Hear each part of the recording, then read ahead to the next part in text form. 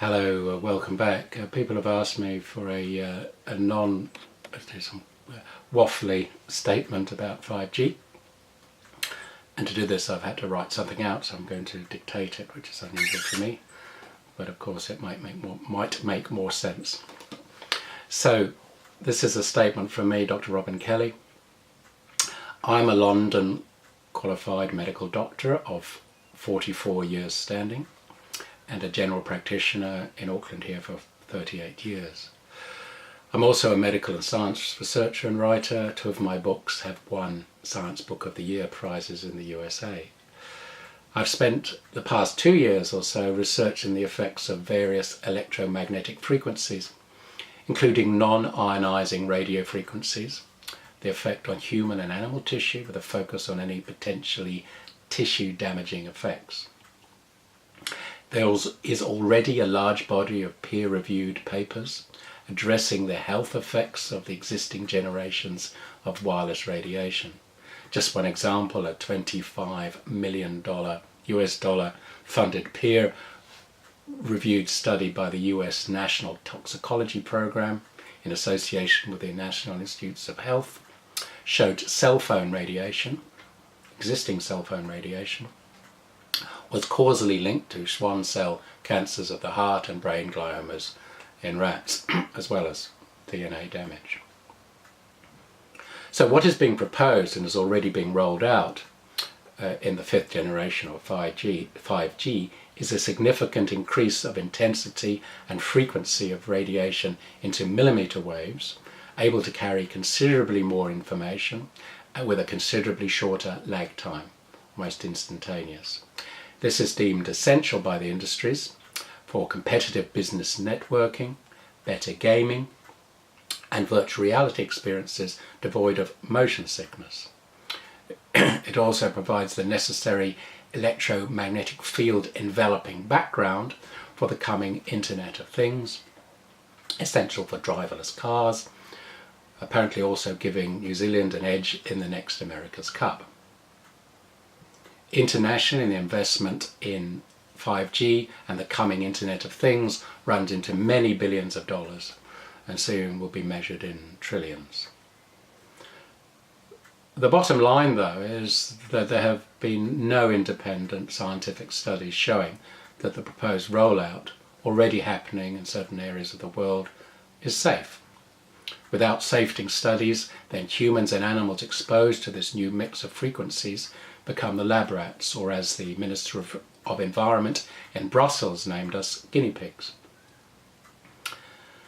Before examining exactly how this situation has been allowed to happen, I would like to dispel certain myths. Myth number 1, that only ionizing radiation, i.e. X-rays, nuclear fallout, gamma rays, etc., are damaging to human tissue. Myth number 2, that the only health concern about non-ionizing radiation are the thermal heat effects on the body. In response to this, in truth, over 600 peer-reviewed scientific papers have shown damaging non-thermal effects of radiofrequency non-ionizing radiation. There are no studies, this is another myth, no studies showing risk from existing radio frequencies, or also already mentioned that study. That the higher gigahertz frequencies are safe because they only penetrate superficial layers of the body. And even if this was correct, and this hasn't been proven, then it is only a statement made by someone with zero knowledge of biology. Our skin is intimately connected to the rest of our body, obviously, integrated. The clear fact is that by increasing the frequencies, intensities and pulse nature of electromagnetic waves impacting on our bodies, we are going to go into unknown territory. The independent scientists who have studied the effects of existing radiation have expressed deep concerns about this, extrapolating that this is a very dangerous move. An international moratorium of scientists and physicians are calling for a halt to the rollout of 5G, citing the precautionary principle, which forms the basis of good health science. In other words, first do no harm. So to be perfectly clear, no, absolutely zero independent studies have been performed to show this is safe for us, our children, our babies, our fertility, our pets, our insects, our skin microbiome, our blood. So how has this been allowed to happen? How come commercial interests have been allowed to advance to this late stage while common sense peer-reviewed scientists are being ignored? That agencies set up here in New Zealand and around the world supposedly to monitor these health effects are ignorant of these facts. The answer, sadly, is that these committees carry members with blatant conflicts of interest. In New Zealand, for instance, the government refuses to name the committee members advising the government on this, even after a request through the Official Information Act. However, further delving shows a predominance of industry reps.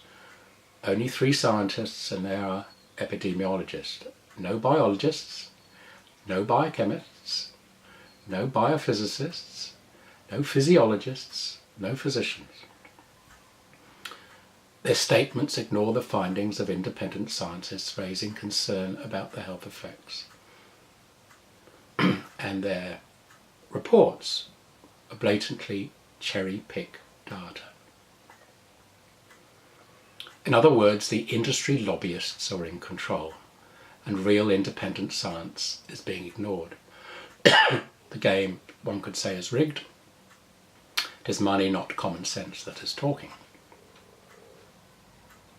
And so what can a primary care doctor make of all this? What advice can she or he give to patients seeking information? Now, a doctor must first look at the independent scientific evidence, put it into context, examine bias, and then apply her or his clinical experience to the whole picture. In my own career, I've lived through the thalidomide crisis, the asbestos crisis, the tobacco crisis, and the era when the pharmaceutical industry was biasing and found to be biasing medical science papers. So I've learned to be cautious of industry proclamations and to place all these matters in context. The electromagnetic atmosphere proposed by 5G is at an intensity never experienced before and will be impossible to escape. This is why wise heads must be employed. So for my part, the science is overwhelmingly in favour of being cautious and for delaying the rollout. The government here and the governments overseas must step in, dismiss their so-called experts and appoint independent scientists as their advisors, and scientists who know in the field of this, with expertise in these particular realms. MPs must put the well-being of their constituents first, as GPs must put the health of their patients first. Those at the most immediate risk are those employees and contractors who will be working in the 5G hubs. My clear advice to them is to clear out. However, to be pragmatic, my advice to those who need to pay their Auckland rents and mortgages is, at the very least, regard these hubs as you would smoking areas. If you're pregnant, definitely keep away and don't bring your children into these areas. And that's at the very least.